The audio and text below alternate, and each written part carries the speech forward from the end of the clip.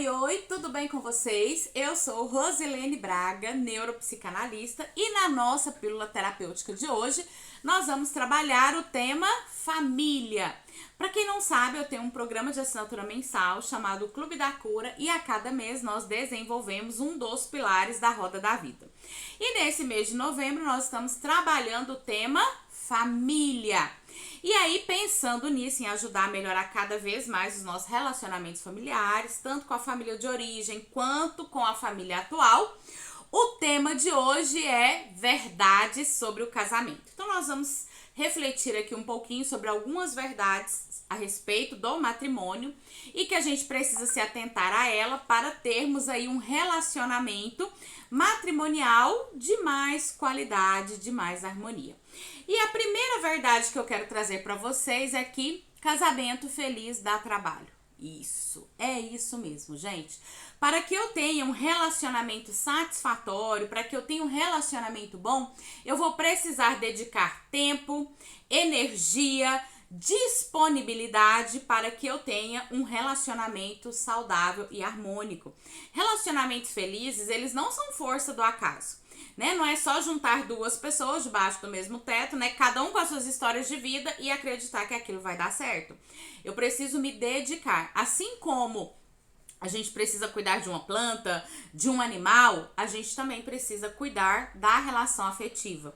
Porque afinal, aquilo que não está crescendo, inevitavelmente está morrendo. Então eu preciso sim me dedicar. Gente, essa dedicação é de ambas as partes, tá bom?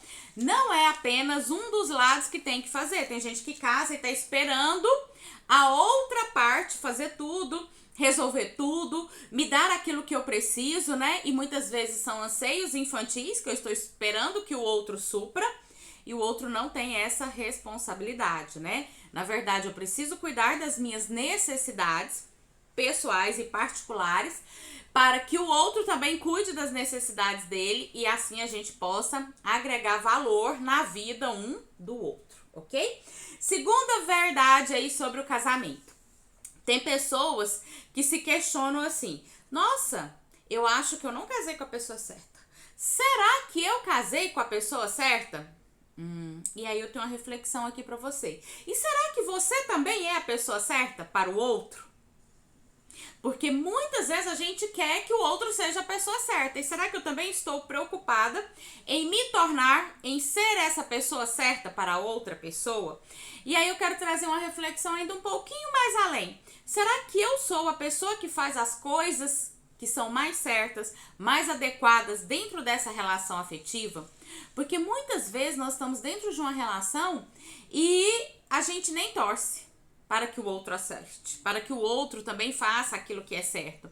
E aí o que acontece, né? Às vezes a gente pede pro parceiro trazer a carne pro almoço, né? E a gente não dá as orientações completas, né? E aí a gente fica, gente, eu acho que ele... quero ver se esse homem vai trazer a carne certa dessa vez, né? E aí ele vai lá e traz carne moída. E você fala, gente, eu queria bife. E por que você não falou que queria bife, criatura? Eu sabia que ele ia errar. Ele nunca consegue fazer as coisas direito. Nunca faz aquilo que eu estou esperando.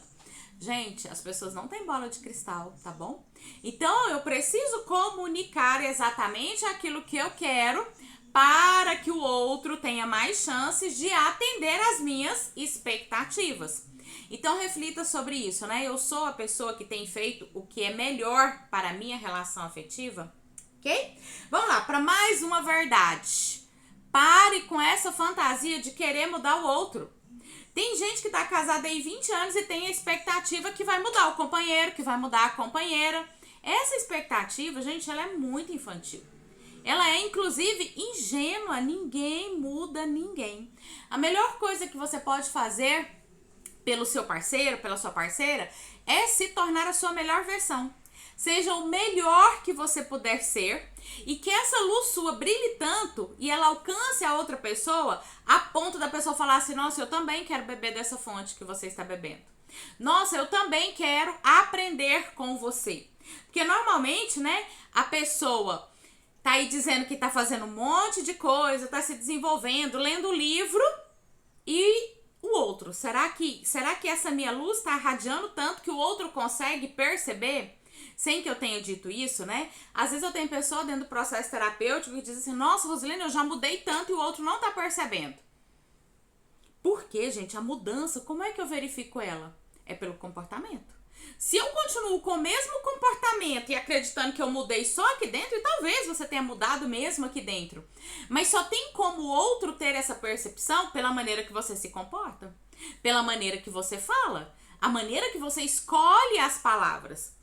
Então, existe a lei da semeadura, né? E do plantio. Então, eu tô plantando e aí eu quero colher o quê? Se há muito tempo eu venho semeando discórdia, gritos, conflitos, eu ainda vou colher isso, o resultado disso durante um tempo. A partir do momento que eu começo a semear um comportamento novo, eu começo a propagar mais luz, também vai levar um tempo para que eu possa colher isso daí. Né? Existe um momento para que as coisas aconteçam, né? Tem gente que vem hoje, assiste a live e aí amanhã já tá esperando que o outro esteja ali, nossa, parabéns, como você mudou? Não, gente, existem coisas que levam tempo para acontecer, ok? Mais uma verdade aí para vocês. Gente, é muito comum ser infeliz no casamento, tá bom? Aceita. E aí, o que eu quero trazer de reflexão pra vocês com isso daí? Porque com o passar do tempo, gente, a rotina chega, tem o desgaste emocional, tem todas aquelas expectativas que não foram supridas aí ao longo da vida, e aí a gente vai ficando o quê? Chateado, vai ficando ressentido com as coisas que têm acontecido no casamento. Então é muito comum os casamentos serem realmente infelizes. E normalmente o que as pessoas querem? Acabar com o casamento, né? Vamos trocar? Esse aqui tá estragado. Vamos ali trocar, pegar outro, porque aí o próximo vai ser melhor. Gente, olha, eu quero dizer pra vocês. A probabilidade de dar pior ainda é muito grande. De ser pior do que o anterior, de um relacionamento novo ser pior do que o relacionamento anterior é muito grande. E aí eu quero trazer pra vocês aqui uma percepção que, é comum ser infeliz no casamento, mas isso não é normal. E existe um contraponto aqui que é entre o que é normal e o que é comum. E a gente tem trazido para a nossa vida como se fosse normal coisas que têm se tornado cada vez mais comum. Por exemplo, é comum, não dá para pagar todos os boletos. Sim, é comum, mas é normal? Não, não é normal. É comum ter filhos que estão em desequilíbrio emocional? Ok, é comum, mas isso não pode ser normal. É comum as pessoas traírem hoje em dia? Ok, é comum, concordo. Mas isso não pode se tornar algo normal.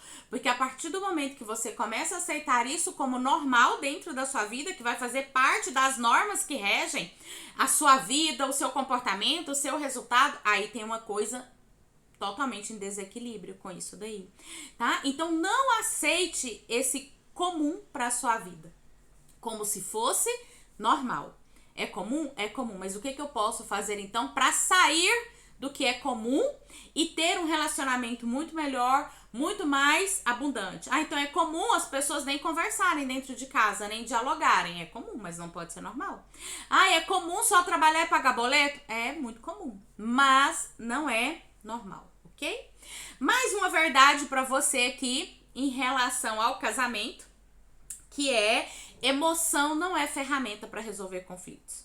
Gente, estar no calor da emoção e querer entrar numa discussão para resolver alguma coisa, você não vai ter o melhor resultado nesse momento, tá? Então eu preciso trazer o equilíbrio, deixar essa emoção diminuir, às vezes até amanhecer de um dia para o outro, né? Que as emoções estejam ali mais assentadas para que eu possa conversar de forma mais racional, amparada em fatos e não só naquilo que eu estou sentindo realmente diante daquela situação. Então, se você percebe que a sua emoção está à flor da pele, não é hora de fazer DR. Não é hora de sentar e querer conversar sobre isso daí.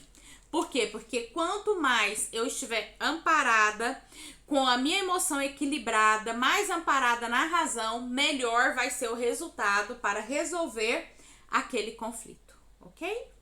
Mais uma dica aqui para vocês, mais uma verdade sobre o casamento, que muitas pessoas acreditam que casamentos são como vinho, eles vão melhorar com o tempo. Não, A tendência é o casamento piorar com o passar do tempo mesmo, tá certo? Gente, eu falo isso como uma pessoa que está casada há 9 anos. Eu tenho 15 anos de relacionamento, né? Temos uma filha dessa relação.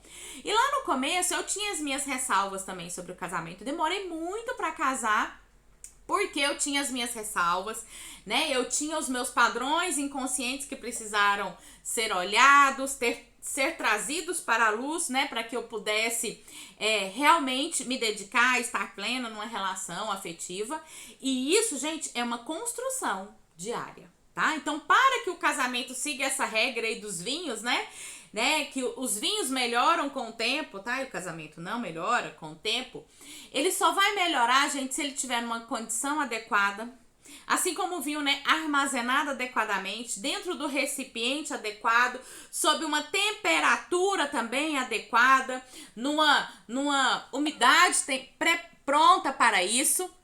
Então é necessário que eu cuide para que esse relacionamento vá melhorando aí com o passar do tempo.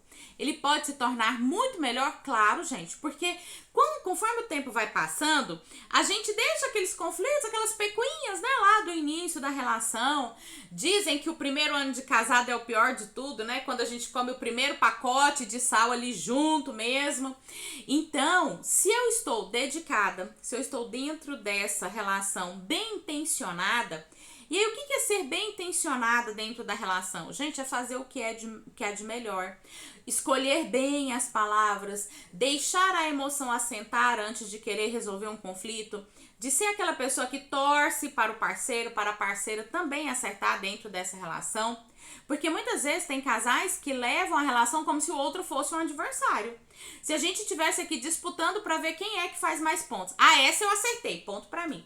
Ah, essa aqui ele errou, outro ponto pra mim. Gente, nós somos uma equipe, né? Se uma das partes está ganhando, significa que o todo também está ganhando.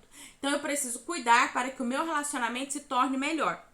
E eu até pesquisei sobre a famosa crise dos 7 anos, porque a gente diz que existe, né? Aí a crise dos 7 anos.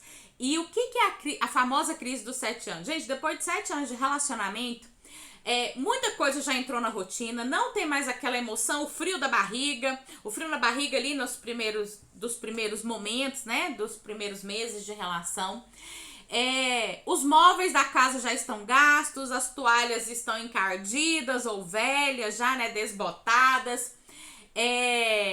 Muita coisa já tá fora de lugar, muita coisa quebrou, a organização já não está tão bonitinha como estava antes ali da casa, né? Então até dou uma dica, né? Renove a decoração da casa ali, né? De 7 em 7 anos, mude a pintura, coloque um quadro novo, troque os jogos de toalha. Isso vai trazer o quê? Uma renovação para a sua relação, ok? E mais uma coisa, um detalhe. Lendo aquele livro As 5 Linguagens do Amor, do Gary Chapman, ele traz um estudo, uma pesquisa que foi feita a respeito do divórcio, né? Porque cada vez mais as pessoas estão tendo menos tolerância para resolver as coisas, acha-se muito mais fácil trocar. Vamos trocar, a gente joga esse relacionamento fora e aí eu pego uma pessoa nova para começar a me relacionar. E tem uma estatística que diz o seguinte: o divórcio, normalmente, dentre os casamentos que acontecem, 30% acabam em divórcio. Então, uma primeira relação afetiva e um casamento, ele tende a ter 30% de chance de terminar em divórcio. Quando se vai para uma segunda relação afetiva, um segundo casamento, a chance desse segundo casamento terminar em divórcio já sobe para 50%. E aí, se eu vou para um terceiro casamento, as chances desse terceiro casamento acabar em divórcio já sobe aí para uns 70% de chances de acabar em divórcio. E por que isso acontece? Gente, eu acredito que quanto mais o tempo passa, menos a gente vai se tornando tolerante, né? Ah, eu já troquei uma vez aquele primeiro, eu troco também um segundo, não der certo, eu tô aí, troco o terceiro. Gente, tá aí a Gretchen, né? Que tá tentando acertar dentro da relação afetiva aí até hoje, trocando de parceiros. E será que essa é a saída mesmo? Será que a saída é trocar a pessoa? Ou o que eu posso fazer para que essa relação se torne mais harmoniosa, né? Quais são os ajustes que nós podemos fazer? E claro, gente, relacionamento é uma via de mão dupla, tá bom? Precisa ir e precisa voltar. O problema que acontece muitas vezes é que a gente tem uma expectativa muito infantil, assim, principalmente nós, mulheres, né? Que foi aquilo que a gente aprendeu lá nos contos de fadas, que tinha todas as intempéries, todos os desafios, até a princesa conseguir ficar com o príncipe, mas ali depois que se resolviam, acabavam-se com os vilões, a gente conseguia ser feliz para sempre. Fim. Não é assim que acaba? Os contos, os casamentos nos contos de fadas, os contos de fadas terminam assim, foram felizes para sempre. Fim. E sobe as letrinhas do filme, né? Pronto. Então, os problemas só acontecem até casar. Depois que eu caso, os problemas somem e a gente vai ser feliz para todo sempre. Gente, muito ingênuo, né? E muitas vezes eu tenho o hábito de trabalhar muito de perto com noivas, né? Com pessoas que estão aí se organizando para casar. A preocupação maior é até o dia do famoso sim. Quando muito ali com a lua de mel. E depois? E quando os boletos chegam? E quando as louças não voltam limpas para o armário? E quando vem os filhos, que também é um desafio ali para a rotina do casal? E a bagagem do outro e a família do outro, que eu tenho também que aprender a lidar com tudo isso. Então a gente precisa ter uma clara percepção do que a gente quer do relacionamento afetivo. E a última verdade que eu quero trazer aqui para vocês é que o amor não é um sentimento. O amor não é um sentimento. O amor vem ali, né? Se a gente pensar no verbo amar, e todo verbo ele implica uma ação, né? Eu amo, tu amas. Então, gente, amar uma pessoa tá muito mais relacionado à decisão que eu tomo a respeito disso do que realmente como eu me sinto. Porque se hoje mesmo você quiser começar a deixar de amar essa pessoa que está com você, vai ser muito fácil. É só você começar a trazer para sua mente, colocar o foco naquilo que é ruim, nos pontos que essa pessoa, que você gostaria que essa pessoa se desenvolvesse. E se você começa a olhar para essa pessoa com um olhar de ressentimento, gente, até a maneira dessa pessoa respirar vai começar a te incomodar. A maneira como essa pessoa mastiga o alimento vai te deixar furiosa. A maneira como essa pessoa trabalha, executa as atividades, olha para você, vai te deixar chateada. Se você começar a olhar para essa pessoa e dizer assim, eu não amo mais, eu não quero mais ficar com essa pessoa, eu acho que essa não é a pessoa certa para mim, se eu tivesse casado com fulano, se eu tivesse feito outra coisa, se eu não tivesse com essa outra pessoa, minha vida teria paz, eu queria ter paz, tranquilidade, uma vida feliz. Se eu não tivesse com essa pessoa, eu seria feliz. E a gente começa a achar que a felicidade está fora, né, gente? A felicidade, ela tá dentro. Tá? Então, se você acordar todos os dias decidida a amar essa pessoa que está com você, a buscar aquilo que essa pessoa tem de melhor, a contribuir para que a sua relação seja realmente muito mais feliz, muito mais harmônica, eu garanto, eu não te dou um mês para você estar completamente aí apaixonada por essa pessoa. Se a cada dia você conseguir olhar para o que essa pessoa tem de melhor, eu garanto que você vai começar a ter um relacionamento incrível. E essa foi a nossa pílula terapêutica de hoje. Se você quiser aprofundar nesse tema de família, de relacionamentos familiares, vem para o Clube da Cura. É isso que nós estamos trabalhando aqui no mês de novembro. Tem o link lá na bio. E quem tiver interesse, tem uma super promoção de Black Friday aqui desse mês, que é 40% de desconto em qualquer um dos planos de assinatura do Clube da Cura. Então você pode escolher vir, ficar um mês apenas e testar para ver se você vai gostar, ou você pode vir já e se inscrever para ficar um ano todinho aqui com a gente, desenvolvendo cada um dos pilares da sua roda da vida, ok? Um beijo grande para vocês e até a nossa próxima pílula terapêutica.